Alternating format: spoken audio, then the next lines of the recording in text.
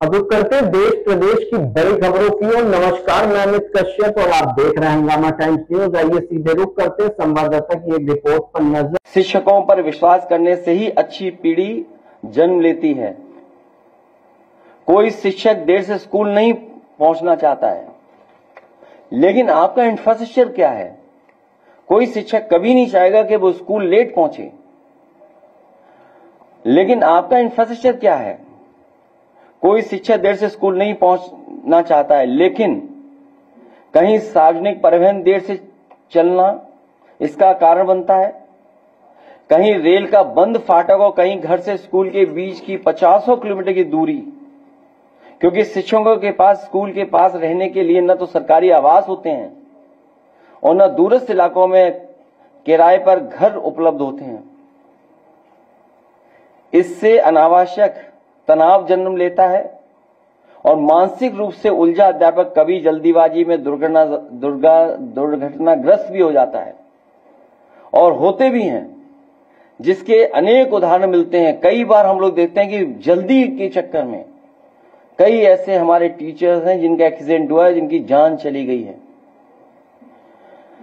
यदि किसी इमरजेंसी की वजह से शिक्षकों को व्यक्तिगत स्वास्थ्य या फिर घर परिवार और सामाजिक कारणों से दिन के बीच में स्कूल छोड़ना पड़े, तो पूरे दिन की अनुपस्थिति होने की रिपोर्ट भेज दी जाएगी।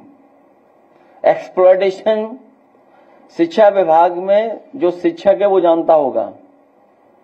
हमारे बहुत सारे साथी हैं, किस स्तर से एक्सप्लॉयटेशन है।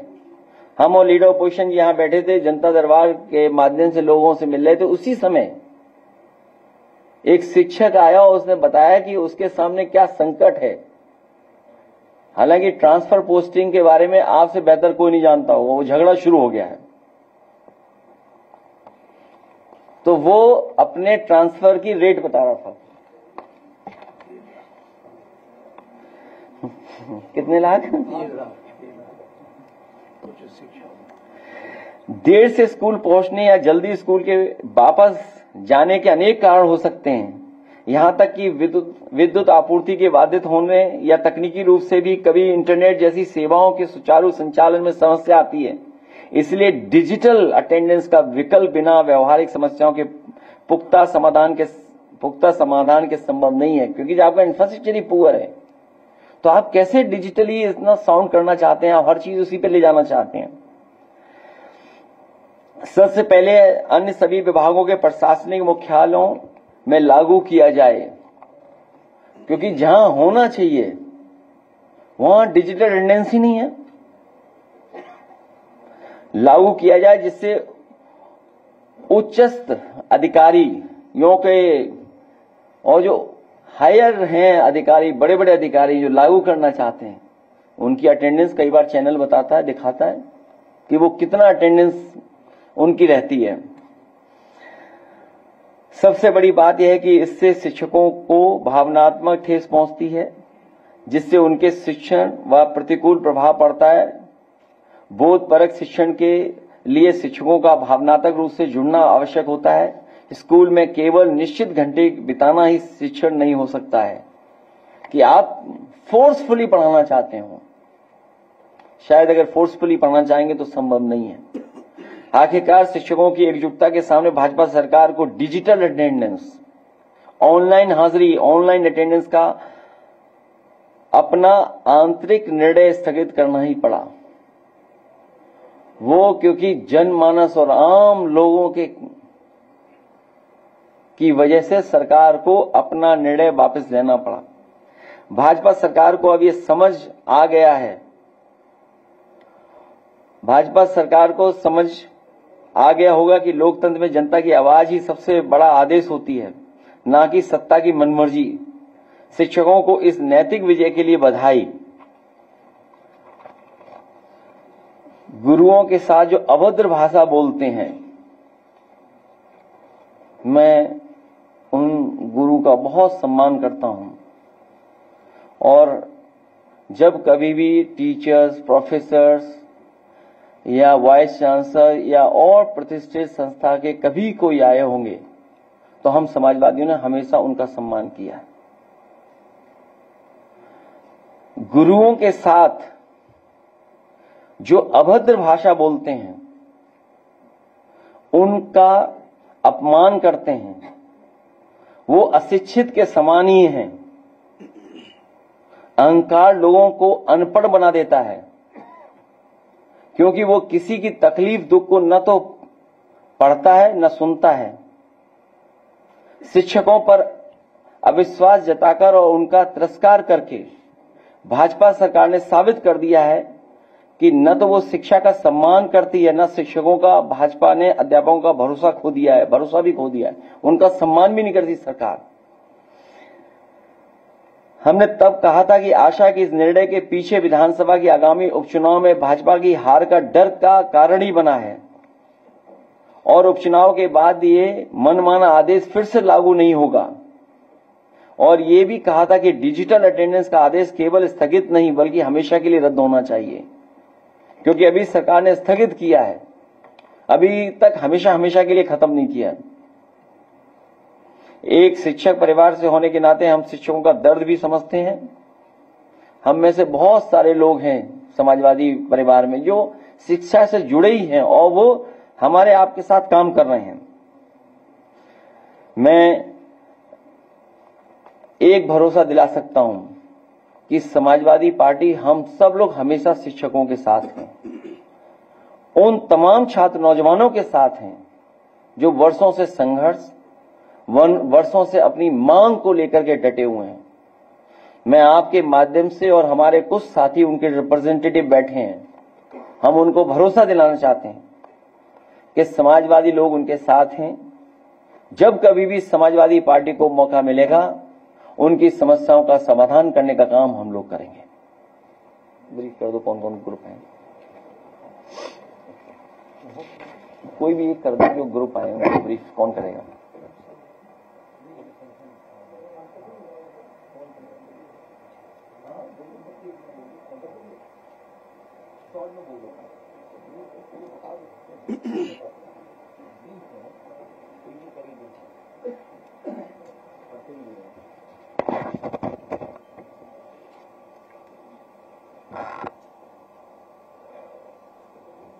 माननीय राष्ट्रीय अध्यक्ष जी,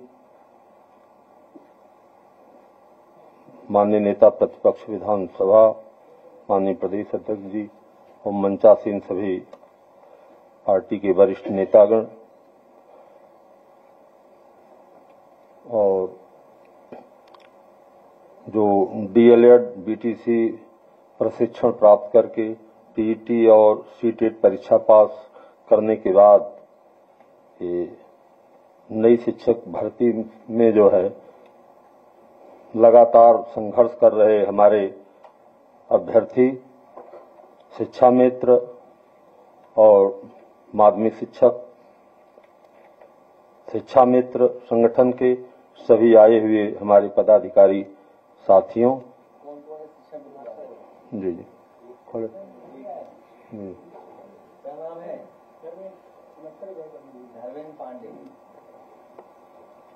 पहले मैं माननीय राष्ट्रीय अध्यक्ष महोदय जो शिक्षकों की समस्याएं हैं, प्राथमिक शिक्षकों की, उसके विषय में मैं और हमारे जितने भी यहाँ पर बैठे हुए हैं मीडिया के साथी, इनका हृदय से स्वागत और अभिनंदन करते हैं। हमारे प्राथमिक शिक्षकों को कोई इस भीषण गर्मी में जिस तरह से सरकार त्रस्त कर रही है, विद्यालय खुलेंगे 1 जुलाई से, बच्चे आएंगे 1 जुलाई से, लेकिन 16 जून से ही शिक्षकों की भर्ती, शिक्षकों की हाजिरी जो है अनिवार्य कर दी गई। शिक्षक इतना परेशान है पूरे प्रदेश में कि इस भीषण गर्मी में वो लगातार विद्यालय आ रहा है, बैठता है, फिर दोपहर में 12 बजे जो है फिर भीषण गर्मी में वो अपने घर जा रहा है। इतना त्रस्त है। इस सरकार, पता नहीं क्या मानसिकता है सरकार की, जो इस तरह से शिक्षकों के साथ सौतेला व्यवहार कर रही है।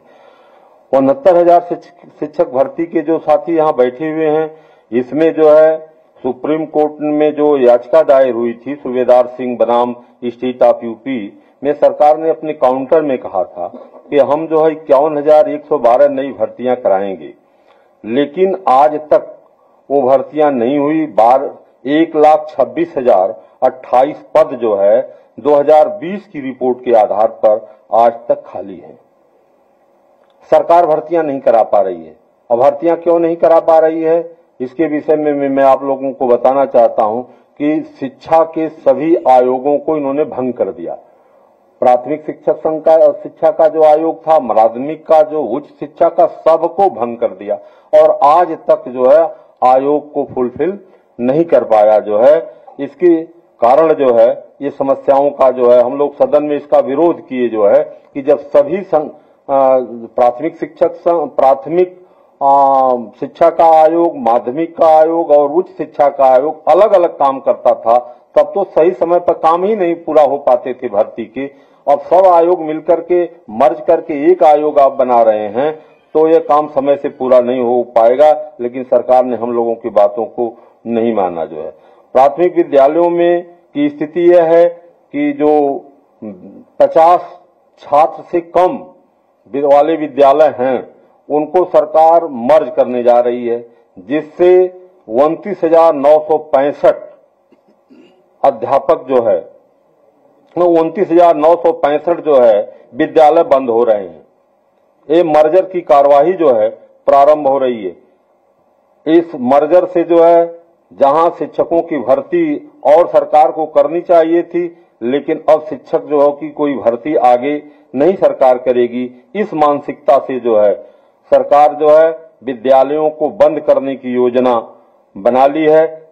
27,000 का डिक्लेरेशन तो बहुत पहले सरकार ने कर दिया था। माननीय राष्ट्रीय अध्यक्ष महोदय ने उसका विरोध जब किया तो वह सरकार ने उसको वापस नहीं लिया बल्कि स्थगित कर दिया था और उसकी कार्रवाई पुनः प्रारंभ कर दिया।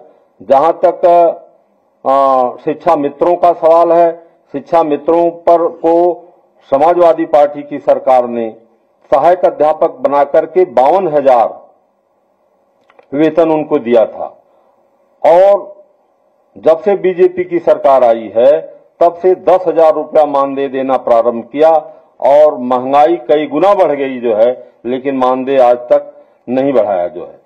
69,000 शिक्षक भर्ती में जो घोटाला इन्होंने किया था उसमें राष्ट्रीय पिछड़ा वर्ग आयोग की रिपोर्ट जो है 10/10/2020 के पैरा 16 में स्पष्ट उल्लेख किया गया है कि ओबीसी श्रेणी के उम्मीदवारों की कुल आरक्षित सीटें 18,598 थी, जिसमें 5,844 ओबीसी के सीटों पर सामान्य वर्ग की भर्ती कर दी गई और अनुसूचित जाति के 2,100 अनुसूचित जाति के पदों पर सामान्य वर्ग की भर्ती कर दी गई, जिसको लेकर के छात्र कई वर्षों से सड़कों पर बैठे हुए हैं। और कोई भी सरकार जब ये हाईकोर्ट इनके पक्ष में कोई निर्णय कर देती है तो ये दूसरा एक पक्ष बना करके अपनी तरफ से फिर सुप्रीम कोर्ट करा देते हैं और उसको उलझाए हुए हैं जो है। ऐसा उलझाए हुए हैं कि ये शिक्षक न तो नया कोई काम कर पा रहे हैं न तो भर्ती हो पा रहे हैं। इनकी हालत जो है बिल्कुल बद से बदतर हो चुकी है जो है। और जो मदरसे के शिक्षक हैं, आप लोगों को याद होगा स्लोगन प्रधानमंत्री जी का, जब उन्होंने कहा था कि हम एक हाथ में कुरान और एक हाथ में लैपटॉप मदरसा के छात्रों को देंगे। उस मदरसे की क्या स्थिति है कि जो आधुनिक शिक्षक जिसको 60% जो है केंद्र सरकार मानदेय देती थी और 40% जो है प्रदेश सरकार देती थी, तो 60% का मानदेय तो 2014 में जब इनकी सरकार बनी केंद्र में उसको उसी समय बंद कर दिया और इस समय जो 40% मिल रहा था प्रदेश सरकार से वो भी बंद कर दिया गया जो है। आधुनिक शिक्षक के विषय में आप लोग जानते हैं, जो मदरसों में विज्ञान, मैथ और अंग्रेजी की पढ़ाई करने के लिए जो है उन शिक्षकों को, उन छात्रों को आधुनिक शिक्षा से जोड़ने का जो प्रयास करते थे, जिनकी भर्तियां हुई थी, उन विद्यालयों के साथ इस तरह के जो है व्यवहार किए जा रहे हैं। राजकीय विद्यालयों की स्थिति यह है कि केवल 570 राजकीय विद्यालय पहले थे उन विद्यालयों की स्थिति तो पहले से ठीक रही, लेकिन उसमें 570 के बाद इन्होंने RMSA योजना के तहत, राष्ट्रीय माध्यमिक शिक्षा अभियान के तहत जो है इन्होंने 22,500 विद्यालय जो है 2250 विद्यालय बना दिया। अब जो 1700 विद्यालय हैं, उन 1700 विद्यालयों की स्थिति ये है राजकीय विद्यालयों की, जिसमें 1 टीचर है, 2 टीचर है, 3 टीचर है, कहीं कहीं 4 टीचर है। तो जहां 1-2 टीचर है वह संपूर्ण विषयों को कैसे पढ़ाएगा? उसको कहां नॉलेज है कि वह संपूर्ण विषयों को पढ़ा दे हाई स्कूल में या इंटरमीडिएट में? इस तरह से जो है सरकार जो है शिक्षकों की भर्ती नहीं कर पा रही है, और राजकीय विद्यालयों में साफ सफाई के लिए और तृतीय श्रेणी के कर्मचारी की कोई भर्ती ही नहीं हुई आज तक। ये जो स्वच्छता का अभियान चलाते हैं और स्वच्छता के अभियान पर जो है भारतीय जनता पार्टी के नेता जो है झाड़ू लेकर के जो है फोटो खिंचाते हैं, इनके विद्यालयों में, माध्यमिक विद्यालयों, प्राथमिक विद्यालयों में, राजकीय विद्यालयों में कहीं भी चतुर्थ श्रेणी के कर्मचारियों की नियुक्ति नहीं कर पा रहे। पूरे पद खाली हैं। जहां 1000, 1500, 2000, 3000, 4000 छात्र हैं, उनकी साफ सफाई कैसे हो पाएगी? जो है कैसे स्वच्छ वातावरण में रहेंगे, इसकी चिंता इनको कोई नहीं है। पूरा तृतीय श्रेणी, चतुर्थ श्रेणी के कर्मचारी, और जहां नियुक्ति करने की बात ये कर रहे हैं कि हम एडेड विद्यालयों में जो है नियुक्ति करेंगे, तो वहां पर आउटसोर्सिंग से नियुक्ति कर रहे हैं। 10,000, 12,000 रुपए में आउटसोर्सिंग से नियुक्ति ठेकेदार द्वारा कर रहे हैं। एक ठेकेदार जो है ठेका को दे रहे हैं, वो भर्ती कर रहा। लड़के दूर दूर के हैं, तो जिस विद्यालय में वो अगर गए चतुर्थ श्रेणी के कर्मचारी, तो 10,000 रुपए में, 12,000 रुपए में वह कैसे अपना परिवार चलाएंगे? कैसे जो है वह कमरा लेकर के कैसे भोजन बनाएंगे? कैसे अपना जीवन यापन करेंगे? यह स्थिति है। यह स्थिति इसलिए पैदा कर रहे हैं कि आरक्षण बैकवर्ड शेड्यूल कास्ट का अपने आप खत्म हो जाए। जब सरकारी नौकरी ही नहीं रहेगी, आउटसोर्सिंग की रहेगी, तो ठेकेदार जो जिसको चाहेगा उसकी भर्ती करेगा। जब ठेकेदार की मर्जी पर भर्ती होगी तो आरक्षण अपने आप खत्म हो जाएगा। ये आरक्षण को खत्म करने की इनकी जो है ये योजनाएं चल रही हैं। जो है माध्यमिक विद्यालयों में जो शिक्षकों की 25,000 पद रिक्त है, उसको भी ये नहीं भर पा रहे हैं। तमाम शिक्षक जो है करीब 35% शिक्षक जो है क्योंकि पद जो है प्रदेश में खाली हैं। वहां के जो छात्र हैं वह विद्यालयों में कैसे जो है पढ़ पा रहे हैं, इसकी कोई चिंता ये नहीं कर पा रहे हैं। और पुरानी पेंशन की बहाली के लिए जो है शिक्षक ही ज्यादा सबसे संघर्ष करता है। पुरानी पेंशन बहाली न करके ओपीएस की जगह जो है एनपीएस, फिर एनपीएस के स्थान पर यूपीएस की बातें कर रहे हैं। पुरानी पेंशन देने में क्या इनका नुकसान है, इसको नहीं बता पा रहे हैं। मैं राष्ट्रीय अध्यक्ष महोदय जी ने, हमने पिछले वर्ष भेजा था जो है दिल्ली में, जब पुरानी पेंशन बहाली का जो आंदोलन हो रहा था, वहां धरना हो रहा था, तो 10 लाख लोग वहां पर गए थे। पूरा देश चाहता है, पूरा प्रदेश चाहता है कि पुरानी पेंशन लागू हो जाए, लेकिन यह सरकार एकदम बिल्कुल बजिद्द है जो नहीं लागू कर रही है। माध्यमिक विद्यालयों के शिक्षकों की जो दशा, उनकी जो माध्यमिक शिक्षा चयन बोर्ड आयोग 1982 की धारा 21, 18 और 12, धारा 21 में यह प्राविधान था कि अगर कोई टीचर सस्पेंड होगा या टर्मिनेट होगा तो उस शिक्षक को चयन बोर्ड आयोग, शिक्षा चयन बोर्ड आयोग द्वारा उसको जब स्वीकृति दी जाएगी तब जो है वह सस्पेंड होगा और टर्मिनेट होगा।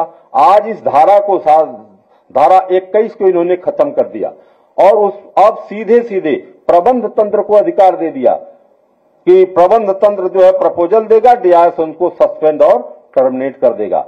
आज जो है वित्तविहीन विद्यालय के शिक्षकों की जो सेवा नियमावली है, उस तरह से जो है इस सेवा नियमावली इनकी बन गई। सेक्शन 18 की वही स्थिति है। सेक्शन 18 में प्रधानाचार्यों का प्रमोशन था, प्रोन्नति थी, उसको भी जो है इन्होंने बंद कर दिया। और सेक्शन 12 में जो है शिक्षकों की जो प्रोन्नति थी उसको भी इन्होंने बंद कर दिया। इस हम राष्ट्रीय अध्यक्ष महोदय से ये निवेदन करना चाहते हैं कि जब भी आपको अवसर मिलता है 2027 में आपकी सरकार बनेगी और इसको जो है सेक्शन 21, 18 और 12 के संशोधन को वापस अगर कर लिया जाए तो पूरे प्रदेश का एडेड का शिक्षक त्रस्त है। मैं बोलता हूँ इसके बाद जो है मैं वित्तहीन विद्यालय के शिक्षकों पर आ रहा हूं, जो उत्तर प्रदेश की माध्यमिक शिक्षा में 70% जिनकी भागीदारी है वह हैंड टू माउथ है। प्रबंधक द्वारा 1000, 2000, 4000 रुपया उनको मानदेय महीने में दिया जाता है। मैं राष्ट्रीय अध्यक्ष महोदय जी का इस मंच से हृदय से धन्यवाद देता हूं। जब आपकी सरकार थी तो आपने 2 अरब रुपया देकर के उनको आंसुओं को पोंछा था।